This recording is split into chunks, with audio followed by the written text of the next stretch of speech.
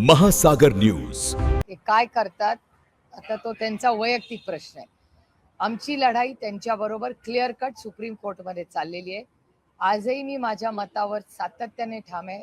राष्ट्रवादी काँग्रेस पक्ष ह्याचा founder member आणि फाउंडर प्रेसिडेंट हे शरद पवार कालही होते, आजही आहेत आणि उद्याही राहतील। पहिला मुद्दा, आमची केस ही पहिली इलेक्शन कमिशनला गेली। इलेक्शन कमिशन मध्ये आमचं जे कॉन्स्टिट्यूशन आहे, राष्ट्रवादी काँग्रेस पक्षाचं जे संविधान आहे, त्या संविधानामध्ये आमदार खासदार काय म्हणतात त्याला मतदान नाहीये। ऑर्गनायझेशन कुणाच्या बरोबर आहे ते महत्वाचं आहे।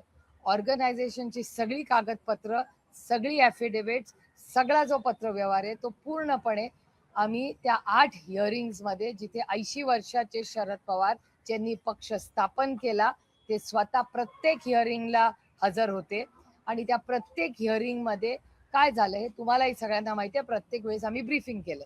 8 मीटिंग झाल्यानंतर 8 वेळा ऐकून घेतल्यानंतर आमच्यावर अर्थातच तो आदरणीय पवार साहेबांवर अन्याय होता, कारण का ते फाउंडर मेंबर, फाउंडर प्रेसिडेंट आणि पेपरवर्क सगळं त्यांचं व्यवस्थित आहे। म्हणून आम्ही सुप्रीम कोर्टात गेलो।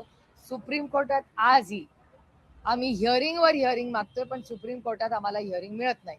आणि राष्ट्रवादी काँग्रेस पक्ष शरदचंद्र पवार ही एक अरेंजमेंट आम्हाला करून देण्यात आली, कारण का आम्ही आज राष्ट्रवादी काँग्रेस पक्ष अजित पवार गटाच्या विरोधात आजही आमची कोर्टात केस चालू आहे।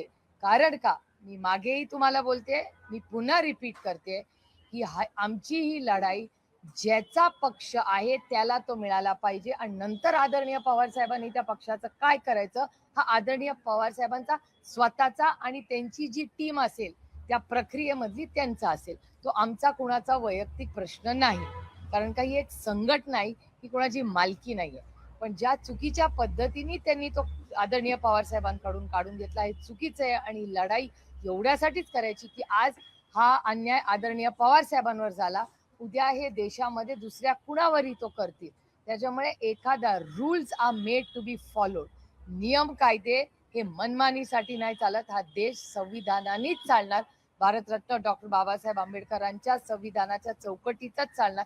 उद्या कोणीही मनमानी करेल, उद्या तुमच्या चॅनल मध्ये आम्ही येऊ आणि म्हणू हे चॅनल आमचं आहे, चालेल का? नाही ना। त्याच्यामुळे ही नैतिकतेची लढाई आहे, ही बाकी कशाची लढाई नाही, नैतिकतेची लढाई। म्हणजे उद्या आदरणीय पवार साहेबांना तो पक्ष दिल्यानंतर दुसऱ्या दिवशी त्यांनी काय करावं ते आणि त्या प्रक्रियेमधल्या लोकांनी निर्णय घ्यावा। कशाची केस कोर्टात आहे, आम्ही रोज तारीख आमचा मागतोय।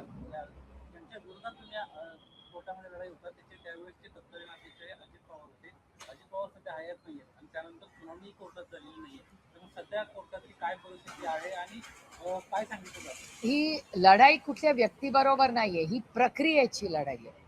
उद्या कुणाचाही पक्ष असा कोणीही फाउंडर मेंबर प्रेसिडेंट असताना, जे आदरणीय पवार साहेब हे नुसते फाउंडर मेंबर नाहीये, त्या पक्षाचे अध्यक्ष आणि पुन्हा मी म्हणते की त्या संविधानात ती जी घटना आहे त्या पक्षाची, ती जर कोणीतरी वाचली तर त्या केसमध्ये, आमच्या विरोधकांच्या केसमध्ये दमच नाहीये।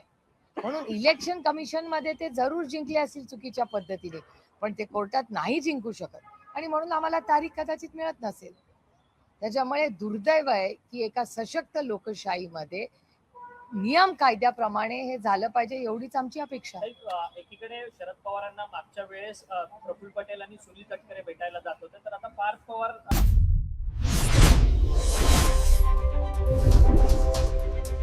महासागर न्यूज।